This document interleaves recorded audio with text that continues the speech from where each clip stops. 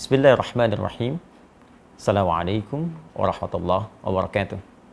Alhamdulillah, wassalatu wassalamu ala rasulillah wa ala alihi wa sahbihi wa man wala wa ba'du. Saudara-saudariku, saya Andi Hidayat ingin menyapa dan mendoakan Anda semua, kita semoga senantiasa disehatkan oleh Allah Subhanahu wa taala, diberikan kemudahan dalam beraktivitas dan diberkahi dalam setiap aktivitas kita. Hari-hari ini telah masuk banyak pertanyaan, pesan kepada kami terkait dengan pelaksanaan ibadah dalam kondisi tersebarnya wabah, khususnya terkait dengan COVID-19 atau virus corona. Saya melalui ini ingin menegaskan, khususnya bagi umat Islam, bahwa dalam kehidupan berbangsa, bernegara, dan konteks ibadah berjamaah, kita memiliki wakil di Majelis Ulama Indonesia untuk memberikan pandangan dan solusi bagi persoalan keumatan, sehingga tidak setiap orang bisa memberikan fatwa pada situasi-situasi yang dibutuhkan wakil umat untuk memberikan pandangan. Dan dalam hal ini, di tangan saya saat ini telah ada keputusan fatwa dari Majelis Ulama Indonesia, setidaknya ada 10 lembar di sini. Yang penting saya ingin sampaikan mesti dibaca dengan detail, teliti, dan dipahami oleh umat sehingga pelaksanaannya bisa sempurna seperti yang disampaikan. Karena kami menduga ada sebagian informasi ini yang sampai, sebagian tidak sampai, sehingga menyebabkan kegelisahan, kepanikan, ketidaktahuan, bahkan ketidaksempurnaan dalam menunaikan ibadah yang dimaksudkan. Saya mohon izin untuk bisa berkontribusi menyampaikan fatwa ini sehingga bisa lebih meluas dengan baik, dipahami oleh masyarakat, dan bisa kita amalkan sesuai dengan ketentuan syariat agama kita. Fatwa Majelis Ulama Indonesia nomor 14 tahun 2020 tentang penyelenggaraan ibadah dalam situasi terjadi wabah COVID-19. Ya, bismillahirrahmanirrahim. Komisi Fatwa Majelis Ulama Indonesia MUI setelah menimbang dan seterusnya, mengingat dan seterusnya. Jadi di sini ada adab atau kaidah-kaidah fatwa yang memang mesti disusun demikian, dan ini sudah standar dari mulai pertimbangan kasusnya seperti apa, mengingat ini terkait dengan dasar hukumnya, baik firman Allah ataupun hadis-hadis Nabi Sallallahu Alaihi Wasallam. Jadi nanti Anda bisa lihat dasar dalil argumentasinya, karena seorang alim, apalagi kumpulan semuanya menjadi ulama, tentu tidak akan berfatwa sembarangan kecuali mengacu pada dasar hukum. Ini disebutkan di sini dari halaman pertama dalil-dalilnya, ya, hadis-hadisnya, bahkan ada terjemahannya. Kita bisa akses dan bisa baca bersama sampai disebutkan ke 5 sampai 6 halaman pertama. Ya, 5 halaman masih dalil. Ini fase mengingat sampai di halaman ke-6 memperhatikan. Nah, jadi ada dalil sampai 6 halaman Al-Quran, hadis, kemudian kaidah-kaidah fikih, usul fikih. Nah, jadi tidak boleh sembarangan orang ngasih fatwa. Kalau tak tahu kaidah, jangan memberikan fatwa. Jadi Al-Quran sumber hukum, hadis sumber hukum. Bagaimana sumber itu menjadi produk hukum? Ada kaidah. Nah, sehingga menjadi produk fikih yang bisa kita amalkan bersama. Ini kaidahnya disebutkan. Kemudian memperhatikan pendapat-pendapat ulama. Jadi merujuk sehingga semua keilmuan ini aspeknya punya sanad, bersambung kepada ulama-ulama sebelumnya yang mendekati kepada isyarat-isyarat Nabi Sallallahu Alaihi Wasallam. Jadi penting merujuk kepada ulama-ulama untuk mengamalkan hadis Nabi, ya, wa innamal ulama warathatul anbiya, dan ulama itu pewaris Nabi, ya, para nabi, khususnya Nabi Muhammad Sallallahu Alaihi Wasallam. Jadi setelah kemudian memperhatikan, nah, pendapat para ulama sebelumnya, kasus-kasus yang terjadi sebelumnya, karena penanganan wabah kekinian itu tidak akan pernah terlepas dari situasi wabah di masa lalu yang pernah terjadi, dan bagaimana penanganan fikihnya, dari situ kemudian dirujuk sampai keluarlah di halaman ke-8 tentang fatwa hukumnya, menetapkan. Saya mohon izin untuk masuk ke dalam langsung fatwanya dan langsung membacakan sehingga kita mengetahui dengan baik. Memutuskan menetapkan fatwa tentang penyelenggaraan ibadah dalam situasi terjadi wabah COVID-19. Ini penting dibaca secara keseluruhan. Pertama, ketentuan umum.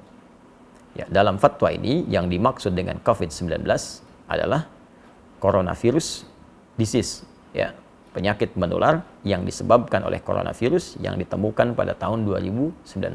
Jadi fatwa ini terkait dengan wabah virus corona atau COVID-19. Kedua, ketentuan hukum. Jadi tadi ketentuan umumnya untuk memberikan batasan bahwa fatwa ini dikeluarkan hanya terkait dengan masalah ini saja. Bagaimana ketentuan hukumnya? Tolong perhatikan dengan baik. Di sini ada 9 poin. Ingat betul. Jadi bukan 1-2 yang Anda cuplik lantas Anda sampaikan atau sebarkan atau di broadcast atau memberikan dasar kepada MUI, tapi sebagian saja yang dicuplik. Itu pun penting dipertimbangkan kembali. Saya bacakan satu-satu. Satu, setiap orang wajib melakukan ikhtiar, menjaga kesehatan, dan menjauhi setiap hal yang dapat menyebabkan terpapar penyakit, karena hal itu merupakan bagian dari menjaga tujuan pokok beragama atau ad-darurat al-khams. Ya, ad-daruriyah al-khams. Ini bagian pertama. Jadi meminta kita semua berikhtiar, jaga kesehatan kita, jaga baik-baik kondisi kita. Kalau kita mengambil kepada bagian-bagian sebelum yang disampaikan, jelas sekali ada anjuran langsung dari Nabi, kalau sudah tahu wilayah yang terjangkit jangan masuk ke situ, dari wilayah itu jangan keluar. Ya, ini bagian dari menjaga kehidupan kita, dan nanti turunannya kita akan lihat seperti apa proses yang dimaksudkan. Ad-daruriyatul khams, jadi ada 5 aspek tujuan pokok syariat ya, yang harus kita jaga. Yang pokok pertama adalah hifdzun nafsi, menjaga jiwa. Jadi jangan sampai kita mencari harta, mencari kehidupan, ya, mencari segala hal yang menyenangkan, tapi lupa bahwa ada yang membahayakan dalam kehidupan kita. Saya tidak akan banyak menafsirkan, kita sudah pahami. Jadi kedua, ini yang paling penting, orang yang telah terpapar virus corona wajib menjaga dan mengisolasi diri agar tidak terjadi penularan kepada orang lain. Saya ulang, orang yang telah terpapar virus corona wajib menjaga dan mengisolasi diri agar tidak terjadi penularan kepada orang lain. Baginya, salat Jumat dapat diganti dengan salat zuhur, karena salat Jumat merupakan ibadah wajib yang melibatkan banyak orang, sehingga berpeluang terjadinya penularan virus secara massal. Baginya, haram melakukan aktivitas ibadah sunnah yang membuka peluang terjadinya penularan, seperti jamaah salat 5 waktu atau rawatib, salat tarawih, dan id di masjid atau tempat umum lainnya, serta menghadiri pengajian umum dan tabligh akbar. Jelas poin yang kedua. Jadi kalau memang sudah ada, diketahui positif, atau bahkan kemungkinan kuat suspek yang diduga sangat kuat terkait dengan corona, maka ini jelas, ya, fatwanya sangat jelas, jangan melibatkan diri dalam proses pelaksanaan ibadah berjamaah, baik Jumat, sholat fardu ditunaikan berjamaah di masjid, atau sholat-sholat sunnah yang ditunaikan dengan sifat berjamaah terbuka. Fatwa ini sangat jelas, mudah dipahami, landasan hukumnya kuat. Bahkan kalau boleh kita memberikan bandingan yang sangat ringan, dalam situasi badai saja, ada hujan lebat, dingin, ya, itu bahkan muadzin mengumandangkan azan dengan satu kalimat membolehkan masyarakat untuk sholat di rumah karena khawatir terkena badai ketika akan ke masjid. Maka bagaimana dengan kondisi orang tertular virus dan bisa menularkan pada orang lain? Atau bahkan dalam konteks lain, ya, orang yang safar saja, perjalanan jauh, dengan keadaan safarnya dia bisa mengganti Jumat dengan zuhur karena kesulitan menunaikannya. Maka bagaimana dengan orang terkena virus yang membahayakan pada dirinya dan bahkan membahayakan orang lain di sekitarnya? Ini sangat mudah dipahami dan tidak perlu banyak ditafsirkan. Jadi kalau memang dampaknya pada wilayah yang sudah terjangkiti, kemudian orangnya diketahui banyak di situ terkena virus juga, maka hukum menunaikan ibadahnya itu bisa diganti dari yang aspek berjamaah di masjid, bahkan Jumat menjadi berjamaah di rumah, atau mungkin Jumat diganti dengan zuhur sesuai dengan fatwa yang disampaikan. Tapi fatwanya belum selesai sampai di sini. Jadi kalau kita mengambil yang kedua ini saja, maka nanti akan banyak ditafsirkan dengan ya, masjidnya ditutup, Jumatnya tidak ditunaikan, ya, baru secara umum. Sedangkan kondisi belum selesai disampaikan. Ya, fatwa nomor 3, orang yang sehat dan yang belum diketahui atau diyakini tidak terpapar COVID-19 harus memperhatikan hal-hal sebagai berikut. A. Dalam hal ia berada di suatu kawasan yang potensi penularannya tinggi, atau sangat tinggi berdasarkan ketetapan pihak yang berwenang, maka ia boleh meninggalkan sholat Jumat dan menggantikannya dengan sholat zuhur di tempat kediaman, serta meninggalkan jamaah sholat 5 waktu atau rawatib, tarawih, dan id di masjid atau tempat umum lainnya. Jadi kalau poin 2 tadi khusus bagi yang terkena, maka yang poin ketiga A itu menunjuk kepada kita yang tidak terkena, tapi kita tinggal di wilayah yang diduga banyak terjangkit dan menyebar virus corona. Sehingga menjadikan kita khawatir kalau keluar itu bisa terdampak, terkena, dan bahkan berpotensi menularkan pada yang lain. Dan ini pun sangat dipahami. Jadi kalau Anda tinggal di wilayah-wilayah tertentu yang memang informasi dari pemerintah setempat menyampaikan ini sudah darurat, sudah bahaya, diketahui kemudian tersebar, maka hukum fatwa ini berlaku. Ya, dan jangan dipaksakan. Sholat di rumah, ya itu biasa saja. Jadi kalau kita tidak sholat di masjid, itu biasa. Ya, dalam kondisi seperti poin nomor 3A ini. Yang tidak boleh itu tidak sholat. Itu poin pentingnya. Jadi kalau memang di tempat kita ditemukan situasi, diketahui banyak terjangkit, jangan paksakan situasi datang ke masjid. Ya, bahkan boleh Jumatnya gugur dan diganti dengan zuhur. Dan pahalanya sama dengan ketika kita menunaikan di masjid. Ya, saya sampaikan hadis Nabi SAW, riwayat sahabat Abu Hurairah radhiyallahu taala anhu, Nabi pernah menyampaikan, "Idza maridul 'abdu aw safar kutiba lahu mithla ma kana 'alaihi muqiman sahihan." Kalau ada seorang yang sakit atau bahkan sedang perjalanan jauh, dia tidak bisa menunaikan ibadah rutin seperti biasanya, maka apa yang dia tunaikan pada saat itu dihukumi sama pahalanya dengan kebiasaan dia semula. Saat sehatnya, saat normalnya. Anda saat safar, kemudian menunaikan yang sempurna jadi qasar, zuhur 4 jadi 2, sunnah tidak dikerjakan, padahal sebelumnya biasa Anda tunaikan. Maka kalaupun Anda kerjakan qasar, sunnah tidak dilakukan, tetap pahala dituliskan sempurna seperti kebiasaan Anda. Anda yang rajin ke masjid, kita yang biasa Jumatan, karena kondisi ini tidak memungkinkan ke masjid, dan tidak kita tunaikan berjamaah di masjid, kita tunaikan di rumah untuk menjaga diri pada aspek yang sangat penting, maka pahalanya pun sama dengan Anda mendatangi tempat ibadah itu. Tapi kalau Anda memaksakan diri sampai tertular atau menularkan pada orang lain, maka bukan hanya berpeluang keliru, tapi berpeluang juga dosa di dalamnya. Fatwanya belum selesai. Pada poin B, dalam hal ia berada di suatu kawasan yang potensi penularannya rendah. Tolong disimak baik-baik.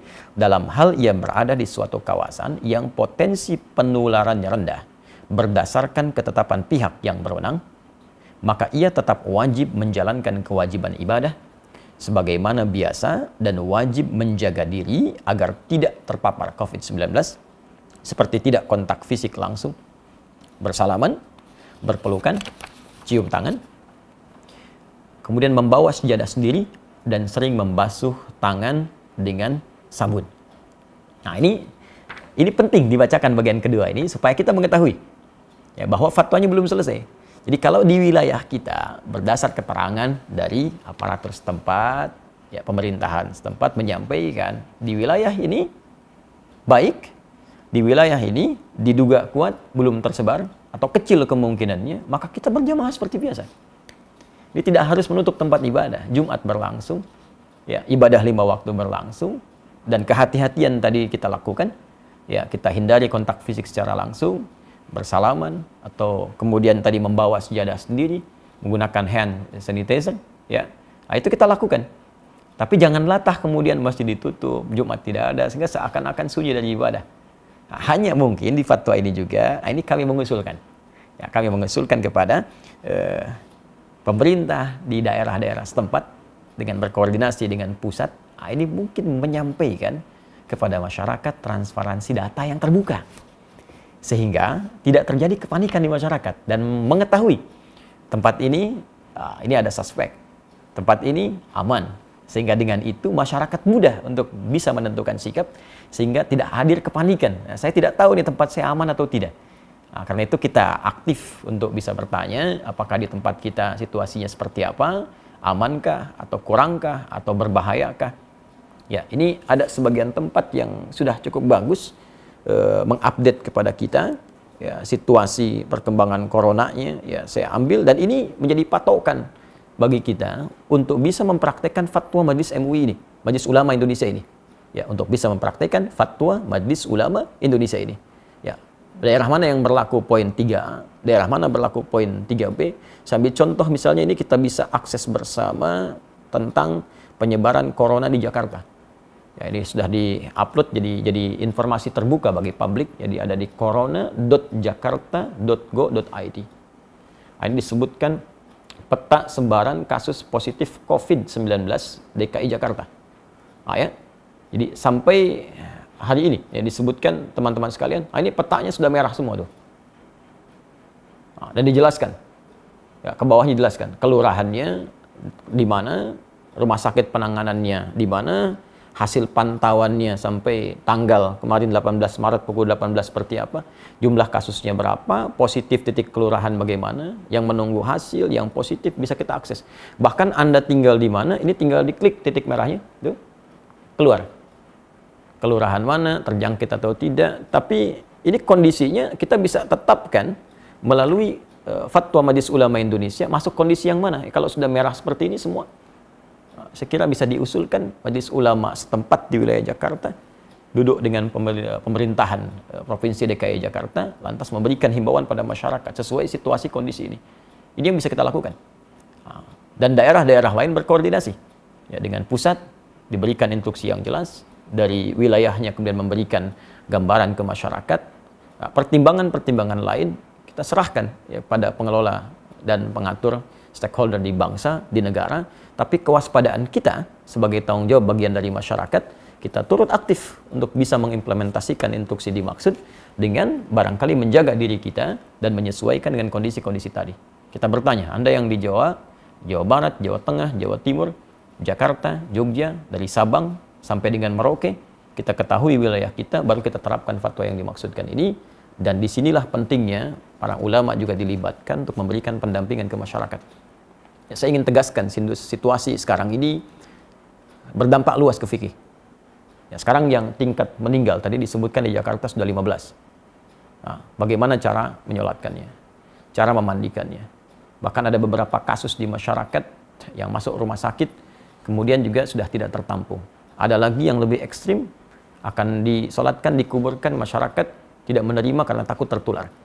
Nah, ini saya kira kita, para ulama, para ustadz juga mesti terpanggil untuk membantu, bersinergi, dan memberikan pendampingan ke masyarakat, dan berkoordinasi dengan wilayah pemerintahan dengan baik, sehingga kita terjadi kesatuan, perpaduan, dan sinergi yang baik, satu dengan yang lainnya.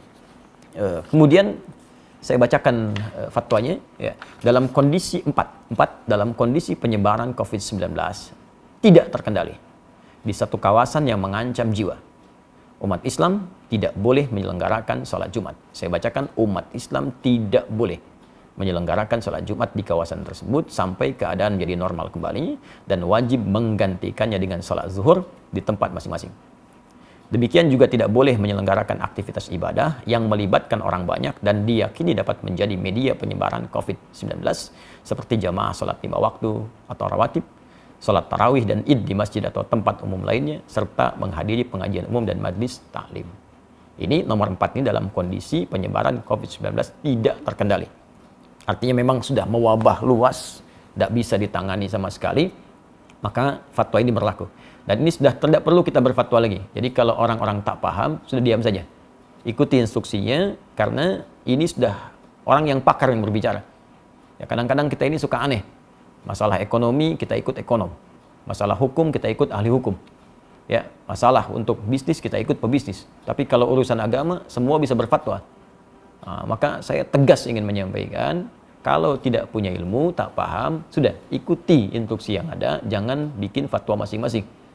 Nah, jangan sampai Anda bisa mengatakan misalnya, mohon maaf, ini kan bagian dari ibadah, ibadah itu wajib kalau wafat sedang dalam keadaan sholat. Wafat itu tidak ada kaitan dengan virus atau yang lain, kalau sudah tiba ajal ya wafat.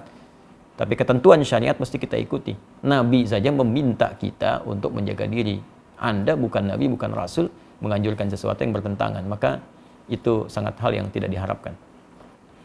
Mohon izin saya meneruskan. 5, dalam kondisi penyebaran COVID-19 terkendali. Nah ini, tolong catat juga ini. Dalam kondisi penyebaran COVID-19 terkendali, umat Islam wajib menyelenggarakan sholat Jumat dan boleh menyelenggarakan aktivitas ibadah yang melibatkan orang banyak seperti jamaah salat 5 waktu atau rawatib, salat tarawih dan id di masjid atau tempat umum lainnya, serta menghadiri pengajian umum dan majlis taklim dengan tetap menjaga diri agar tidak terpapar COVID-19. Nah, jadi kalau di wilayah-wilayah yang diketahui, ya sekali lagi, transparansi data, informasi yang dibuka ke publik, setidaknya menyampaikan ini wilayah ini terpapar, wilayah ini tidak. Sehingga kita bisa petakan, oh ini yang tidak, yang aman, maka berlaku fatwa yang ini. Ini yang terkendali, tetap Jumatan. Masjid dibuka. Jadi jangan sampai syiar-syiar ibadah itu hilang, tertutup. Nah, jangan dipukul rata fatwa ini bagi semua kondisi yang sekiranya terjadi perbedaan keadaan di dalamnya. 6. Pemerintah menjadikan fatwa ini sebagai pedoman dalam menetapkan kebijakan penanggulangan COVID-19 terkait dengan masalah keagamaan dan umat Islam wajib menaatinya. Nah, ini sudah tidak perlu saya tafsirkan. Tentunya fatwa ini sudah sampai ke pemerintah kita. Negara kemudian bisa mengambil tindakan dan kita mengikuti sesuai dengan arahan fatwa MUI yang dimaksudkan. 7. Pengurusan jenazah. Ya, tajhiz al-janaiz yang terpapar COVID-19, terutama dalam memandikan dan mengafani, harus dilakukan sesuai protokol medis dan dilakukan oleh pihak yang berwenang dengan tetap memperhatikan ketentuan syariat, sedangkan untuk mensalatkan dan menguburkannya dilakukan sebagaimana biasa dengan tetap menjaga agar tidak terpapar COVID-19. Saya kira ini sangat jelas, ya, dan ini perlu berkonsultasi juga. Ada ulamanya, ada bagian medisnya, dan dijelaskan bagaimana saat menyolatkan tidak tertular, saat memandikan tidak tertular, sehingga dengan itu tidak terjadi kepanikan. Dan saat seorang pun dengan izin Allah sesuai ajal meninggal misalnya, karena terpapar virus ini, dan kita doakan semoga Allah menerima segala amal baik, menjadikan rahmat, ya, menjadikan syahid sesuai janji Nabi Sallallahu Alaihi Wasallam. Nah, tapi yang paling penting adalah dengan jelas semua itu tidak ada kepanikan, dan kita mengerti apa yang harus kita lakukan. Ya. 8. Tindakan yang menimbulkan kepanikan dan atau menyebabkan kerugian publik seperti memborong dan atau menimbun bahan kebutuhan pokok serta masker dan menyebarkan informasi hoax terkait COVID-19 hukumnya haram. Hukumnya haram, termasuk Anda pun yang menyebarkan informasi fatwa yang sembarangan, ya, yang bahkan tidak terkait dengan kondisi yang dihadapi, itu bisa salah juga. Ya, seharusnya bisa ke masjid, tidak bisa ke masjid. Atau seharusnya tidak harus ke masjid, malah ke masjid. Maka dilihat dengan baik-baik.